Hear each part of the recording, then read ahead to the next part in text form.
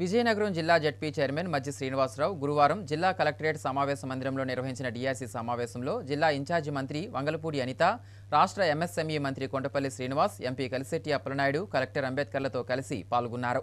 ఈ సమావేశంలో విజయనగరం జిల్లాకు సంబంధించి అభివృద్ధి, సంక్షేమ కార్యక్రమాలు, జిల్లాకు సంబంధించి వనరులపై, సూక్ష్మ, చిన్న, మధ్య తరహా కుటీర పరిశ్రమల అభివృద్ధిపై, వాటి సమస్యల పరిష్కారంపై, విద్య, వైద్యం, పారిశుద్ధ్యం, వ్యవసాయం, త్రాగునీరు తదితర అంశాలపై సమీక్షలు నిర్వహించారు.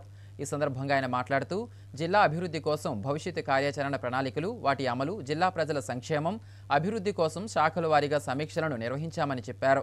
జిల్లాలో ప్రధానంగా సాగునీటి కోసం రైతులు పడుతున్న ఇబ్బందులను ప్రభుత్వం దృష్టికి తీసుకువెళ్లామని చెప్పారు. ముఖ్యంగా తోటపల్లి ప్రాజెక్టుకు అనుబంధంగా ఉన్న భూములకు సాగునీరు అందడం లేదని తెలిపారు. జిల్లాలో ఉన్న సాగు భూముల్లో ఇప్పటివరకు 50% మాత్రమే వరి నాట్లు వేయడం పూర్తయిందని, 100% అయ్యేటట్లుగా ప్రణాళికలు రూపొందించాలని సూచించినట్లు తెలిపారు. అదేవిధంగా పరిశ్రమలు మూతపడి నిరుద్యోగులు, యువత వలసల గురించి ప్రభుత్వం దృష్టికి తీసుకువెళ్లడం జరిగిందన్నారు. ఈ సమావేశంలో విజయనగరం జిల్లా ప్రజాప్రతినిధులు, జిల్లా ప్రభుత్వ ఉన్నతాధికారులు పాల్గొన్నారు.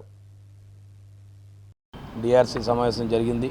జిల్లాలో అనేక అంశాలు వారి దృష్టికి తీసుకురావడం జరిగింది. ముఖ్యంగా జిల్లాలో ఏదైతే సాగునీటి రంగంలో ఉన్న రైతులు పడుతున్న ఇబ్బందులు, ఎక్కడా కూడా రైతులు మరి ముఖ్యంగా ఏదైతే అత్యధిక ప్రాంతాన్ని కవర్ చేస్తూ తోటపల్లి రిజర్వాయర్ సంబంధించి తోటపల్లి కెనాల్ ద్వారా రైతులకు ఎక్కడా కూడా సాగునీరు అందట్లేదని చెప్పి మరి వారి దృష్టికి తీసుకురావడం, వారు వచ్చి సంబంధిత అధికారులను అడగడం, ఇరిగేషన్ అధికారులని, వారు కూడా మరి సీజన్కి సంబంధించి కొన్ని ఇబ్బందులు ఉన్నాయి, మరి మేము నీరైతే కొన్ని ప్రాంతాలకు ఇవ్వలేము, ముఖ్యంగా చిబురుపల్లి, నెల్లిమర్ల అండ్ శ్రీకాకుళం జిల్లాకు సంబంధించి ఇచ్చే నియోజకవర్గాలకు సంబంధించిన పరిస్థితుల్లో వారు నీరిచ్చే పరిస్థితులు లేవు. మరి మాకున్న తాత్కాలికంగా గత ప్రభుత్వంలో గత సంవత్సర కాలంలో ఏ రకమైన మరామతులు కానీ ఏవి కానీ కార్యక్రమాలు జరగలేదని వారు చెప్పడం, మరి దానికి సంబంధించి ఒక పెర్మనెంట్గా ఒక ప్రాజెక్ట్ రిపోర్ట్ని తయారు చేయాలని చెప్పి వారు చెప్పడం, తప్పకుండా ఆ కార్యక్రమం జరిగితే మంచి జరుగుతుందని చెప్పి వారికి చెప్పాం. మరి ముఖ్యంగా రైతాంగం చాలా ఇబ్బందుల్లో ఉంది.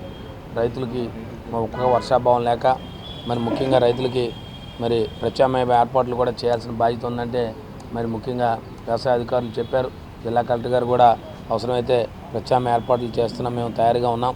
రైతులు మరి సగం ఇప్పటికీ సుమారు 1,00,000 ఎకరాలు 95,000 ఎకరాలు సుమారుగా ఈ ప్రతి సంవత్సరం వరి నాట్లు సాగుతూ ఉంటే 95,000 హెక్టార్లు మరి సుమారుగా సగభాగం మాత్రం ఇప్పటికి సాగులోకి వరి నాట్లు వేయడం జరిగింది. ఇంకా నిన్న 2 రోజులు వర్షాలు బాగున్నాయి, ఇంకా రాబోయే 3-4 రోజుల్లో వర్షాలు వస్తాయని చెప్పి మాకు టైమ్ డిపార్ట్మెంట్ చెప్పింది, వాతావరణ శాఖ చెప్పిందని చెప్తున్నారు. సరే, వర్షాలు వస్తే చాలా మంచిది, భగవంతుడి దయ వల్ల మంచి జరిగితే రైతాంగం అంతా కూడా ఉంది. ఒకవేళ ఏదైనా ఇబ్బంది వస్తే మరి ఇప్పటికే పరిస్థితులు కొద్దిగా ఇబ్బందులు ఉన్నారు, రైతులు చాలా ఆందోళనలు ఉన్నారని చెప్పాం. మరి దానికి కూడా మరి ప్రత్యామ్నాయ ఏర్పాట్లు చేస్తున్నామని చెప్పి మరి జిల్లా కలెక్టర్ గారు ఇన్ఛార్జ్ మంత్రి గారు చెప్పారు. మరి అలాగే మరి దానికి సంబంధించి ఎరువులు ఇప్పటికే షార్ట్ ఫాల్ ఉందని చెప్పాం. దానికి కూడా మేము ప్రభుత్వానికి తెలియజేస్తాం. కేంద్ర ప్రభుత్వం నుంచి రావాల్సిన ఏదైతే కోటా రాష్ట్రానికి రావాల్సిందో రాలేదని చెప్పి వారు చెప్పడం, మరి అయినప్పుడు కూడా మేము లెటర్స్ రాస్తాం జిల్లా మరి ముఖ్యంగా సెక్రటరీ గారికి, మరి అగ్రికల్చర్ సెక్రటరీ గారికి, మరి వారికి జిల్లాకు రావాల్సిన కోటాన్ని రిలీజ్ చేయాలని చెప్పామని చెప్పన్నాం. మరి దానికి ఆల్టర్నేటివ్గా నానో యూరియాని వాడితే బాగుంటుందని చెప్పి ప్రత్యామ్నాయంగా రైతులకు తెలియజేస్తామని చెప్పారు. చాలా మంచి విశేషం, దాన్ని కూడా విరివిగా చేయండి అని చెప్పాం. ఇక దానికి సంబంధించి ప్రధానంగా జిల్లాలో మరి ప్రభుత్వ డిగ్రీ కళాశాలకి వారికి అకామిడేషన్ లేక విద్యార్థులు, అధ్యాపకులు చాలా ఇబ్బంది పడుతున్నారని తెస్తే మరి వాళ్ళు డిఆర్ సమావేశంలో ఆ విషయాన్ని లేవనెత్తాం.